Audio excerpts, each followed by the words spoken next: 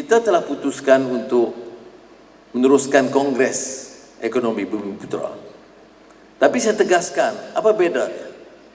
Pertama, walaupun namanya Kongres Ekonomi Bumiputera, tumpuan kita tentang masalah-masalah dihadapi oleh Bumiputera, tapi kita ambil sikap yang sangat terbuka.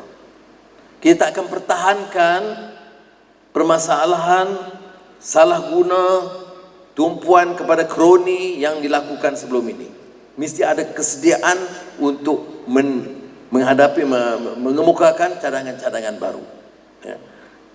Bukan nak pertahankan semua yang lama. Yang baik kita teruskan, tapi kaedah memperkayakan keluarga, kroni, memperkaya 3-4 kerat, itu harus dihentikan. Dan kita tidak akan tolak ansur dengan masalah rasuah, sama ada China atau India ataupun Melayu. Jadi jangan ambil masalah isu sama ada tidak akan ni kepada Melayu atau Cina. Saya tak tengok. Dari segi ini, there's no racial profiling. You are corrupt, we will go after you without compromise. Yang kedua, pendekatan kita dalam hal Kongres Ekonomi Bumiputera ini lebih inklusif. Maknanya kita mau penyertaan daripada rakan-rakan kita masyarakat China dan India. Dan saya harap ICCIM bersedia untuk bincang, kerana pendekatan kita inklusif maknanya dalam membicarakan ekonomi Bumiputera ada isu-isu SME atau kelompok India miskin akan kita tangani bersama. So pendekatan yang agak berbeza.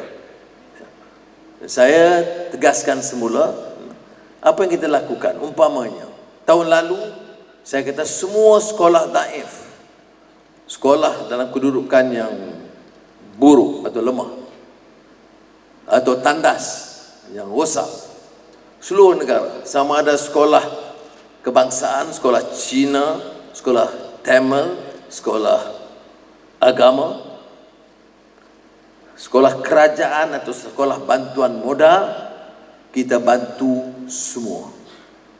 Jadi pendekatan ini berbeza. Jadi jangan tanya saya sama ada ini ada racial profiling. Ini tandas rosak sekolah kebangsaan kita baiki, sekolah Tamil tak baiki. Tidak, semua sekolah. Dan kita lakukan tahun lalu dan kita teruskan dengan sekolah bantuan modal. Begitu juga di klinik-klinik desa. Kita lakukan juga umpamanya pembasmian kemiskinan tegar, hardcore poor atau abject poverty. Di Kuala Lumpur, Melaka, Negeri Sembilan hampir 100% selesai. Dan kita tak tanya sama ada keluarga itu Melayu atau Cina atau India. Di Kuala Lumpur, walaupun jumlah majoritinya Melayu, tapi jumlah India, nisbah ratio to population, nisbah penduduk sangat tinggi. Dan setiap keluarga India di Kuala Lumpur kita bantu untuk lepaskan dia daripada garis kemiskinan tegar atau hardcore poor. Ini pendekatan kita. Tapi kadang-kadang kita hadapi pemimpin-pemimpin masyarakat sama ada Melayu atau Cina atau India, dia tanya lagi peruntukan orang India. Bagi saya, setiap orang miskin tegar, saya tak kira Melayu, Cina atau India, kita selesaikan. Dan di Kuala Lumpur, Melaka, Negeri Sembilan, dari angka yang kita perolehi sudah 100% tercapai. Ini approach pendekatan kita baru. Dan pendekatan yang sama dalam Kongres Ekonomi Bumiputera. Kalau ada, bila kita bicara kemiskinan Bumiputera, kalau ada kelompok-kelompok tertentu, Cina miskin ataupun India di estate yang miskin, kita mesti tangani, selesaikan sebagai satu program nasional. Begitu juga kalau kita bercakap soal peluang perniagaan, terutama perniagaan kecil Bumiputera, peluang bagi orang India ataupun perniagaan kecil masyarakat Cina, tempat perniagaan, gerai mereka, itu kita harus tumpu sebagai program dan agenda nasional.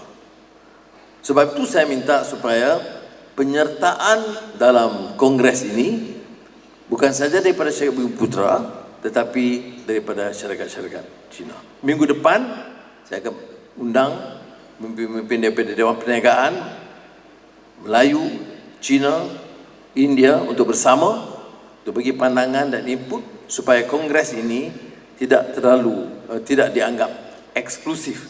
Dia masih menekankan thrustnya tentang masalah yang dihadapi oleh orang Melayu di Putra, tetapi pendekatan kita selaras dengan dasar negara madani ini harus lebih inklusif.